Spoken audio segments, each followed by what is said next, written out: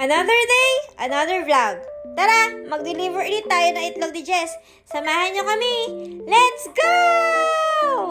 At dahil weekend na naman, nakaschedule na naman kami para sa delivery ng mga itlog. At ngayong araw ay magde-deliver nga kami ng 3 sets ng eggs sa iba't ibang mga customers namin. Diyan nakalagay sa sesto boxes yung mga itlog kasi para hindi mahirap i-deliver ba. Yung una nga namin diniliveran is yung tita kong maganda. Oo, diba? Siyempre, kailangan sabihin maganda ang tita ko. Maganda naman talaga yan.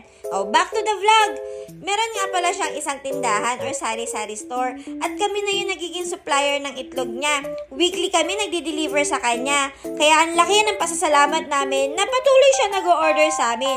Kami na din na nagtatransfer ng egg sa tray. Okay lang yan kasi sa box namin nilagay.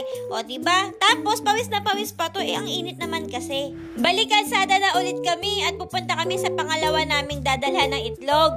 Tita ko din yung dadalhan namin ng isa pang itlog. Alam nyo, sobrang grateful ako sa family ko. Kasi talagang sinusuportahan nila yung mga ginagawa naming racket ng boyfriend ko. O diba? Ang ganda din. Wala naman kasing hindi maganda sa lahi namin. Legit yun, pero basta legit yun.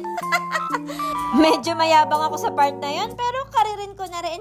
Anyway, pangatlong delivery na namin at aalis na kami dito sa bahay ng tita ko. Medyo nagmamadali na nga kami dyan kasi baka mamaya abutan kami ng ulan. Kakaiba pa naman ang panahon ngayon. Pag umaga hanggang tanghali, napakainit. Pero pagdating ng hapon, magugulat ka na lang, biglang uulan. Kaya eto, medyo nagmamadali na kami. Pero hindi kami ganyan kabilis ha, naka-timelapse lang yan, tsaka naka-fast forward lang yan. Delikado kapag masyadong mabilis, baka mabasag lahat ng itlog. Eto na kami sa pangatlong de-delivera namin. O, diba? Mayroon pa kami isang tindahan. Maraming salamat po. So, dyan na nagtatapos yung aming paglalakbay ngayong araw. Thank you!